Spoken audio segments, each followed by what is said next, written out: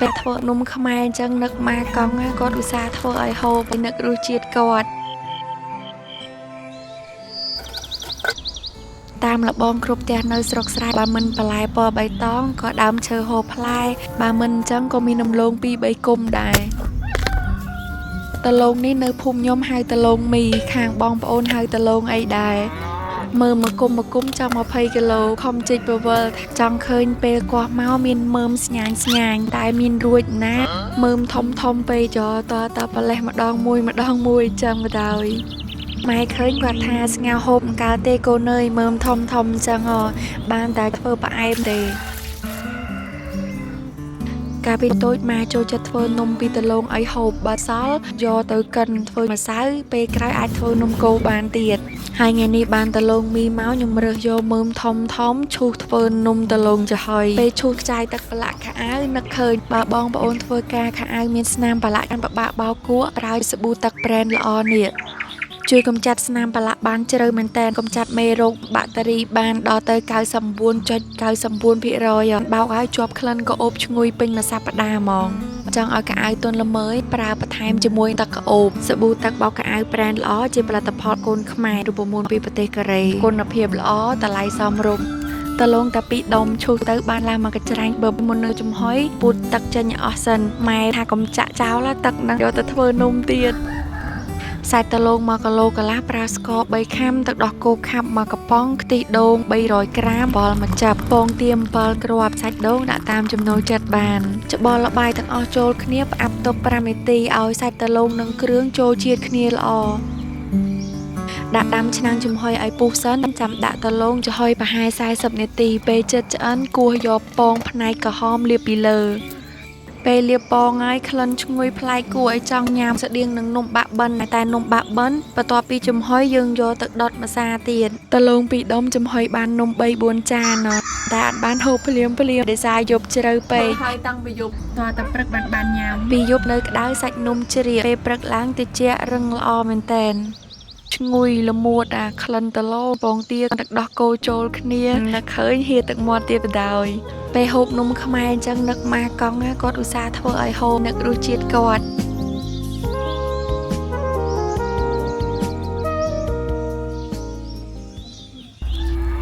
ញ៉ាចេះធ្វើជ្រូកខ្ទឹមអត់ចាម៉ែអត់ដឹងបានខ្ទឹមមកពីណាទេយកមកឲ្យខ្ញុំធ្វើជ្រក់ឡើងមកកញ្ច្រែងបឺបគាត់ចូលចិត្តពិសាដាំហើយពិសេសជ្រក់ខ្ទឹមខ្ចីពេលដើរផ្សារឃើញម្ដងខ្ញុំទិញផ្ញើគាត់រហូតខ្ទឹមសត្រាំទឹកបដាបកបដាអញ្ចឹងលឿនអត់ស្អិតដៃហើយស្រួលទៀតថាធ្វើជ្រក់ខ្ទឹមធម្មតាតែនឹកឃើញម៉ែអត់ទាន់ដែលបានពិសាជ្រក់ខ្ទឹមខៀវអញ្ចឹងខ្ញុំបកសបកកាត់គូតកាត់ក្បាលរៀបចំបដោយកាប់ប៉ិតជ្រក់ខ្ទឹមខៀវខ្ញុំក៏ធ្វើលើកទី1ដែរអត់ដឹងថាលទ្ធផលយ៉ាងណាទេ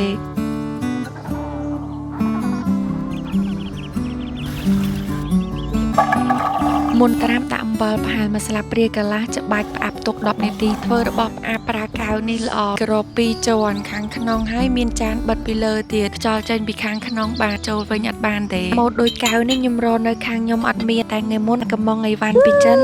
កែវមកចិត្តអត់បែកទេណែម៉ែឃើញកែវថ្មដឹកតាំងពីចិនមកតែនៅស្អាតល្អញាក់ផ្អើលបណ្ដោយ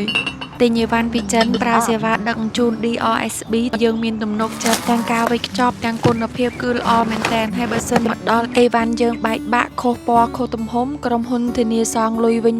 100% ថ្លៃដឹកជញ្ជូនពីចិនទាបជាងទីផ្សារចាប់ពី 2000 រៀលពេលអីវ៉ាន់មកដល់ខ្មែរ free សេវាដឹកជញ្ជូនមកដល់ផ្ទះតែម្ដងមានតែ app DRSB មួយយើងអាចទិញអីវ៉ាន់ពីចិនបានរហូតដល់60លានមុខមានលុយតែ 50% ក៏អាចទិញអីវ៉ាន់បានដែរដោយតុកនេះអញ្ចឹងតម្លៃពេញ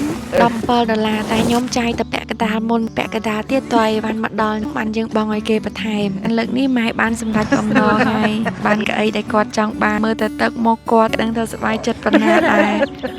អ៊ំអ្នកចិត្តខាងឃើញពីចង្ងាយទីបានកៅអីមើលទៅតំណងស្រួលរបស់គេឲ្យកូនកំងដែរសិនកែវដាក់ជ្រក់លាងតែនឹងទឹកធម្មតាបានហើយរួចស្រុះម្ដងទៀតកាប់ទុកឲ្យស្រស់ទឹកជូតឲ្យស្ងួតខ្ទឹមក៏ដូចគ្នាដែរលាងតឹងអំបិលចេញឲ្យស្អាតដាក់ឲ្យស្រស់ទឹកឬក៏អាចយកតែជូតនឹងกระดาษដូចខ្ញុំក៏បានដែរ ទឹកត្រាំខ្ទឹម1គីឡូកន្លះហ្នឹងមានទឹកជា500មីលីលីត្រទឹកខ្មេះ500មីលីលីត្រអំបិល1ស្លាបព្រាកន្លះស្ករស1ស្លាបព្រាកន្លះកូរឲ្យរលាយហើយដាក់ដាំឲ្យពុះកៅនឹងខ្ទឹមស្ងួតល្អរៀបពុះដាក់នៅក្នុងកន្លបានហើយពេលទឹកពុះអត់ទាន់ចាក់ភ្លាមទាំងក្តៅទេទុកឲ្យត្រជាក់នៅក្តៅអ៊ុនបានចាក់ចូលកែវពេលធ្វើបងប្អូនអាចលៃបរិមាណទឹកធ្វើម៉េចឲ្យលិចខ្ទឹមធ្វើអញ្ចឹងបានឡើងខៀវសព្វស្មើគ្នាប៉ុណ្ណឹងខ្ទឹមជ្រក់ខៀវយើងហើយជាការស្រេចបិទក្របឲ្យជិតខ្យល់ទុកនៅកន្លែងត្រជាក់ចាំមើល2-3ថ្ងៃក្រោយទាំងអស់គ្នាថាឡើងពណ៌ខៀវឬអត់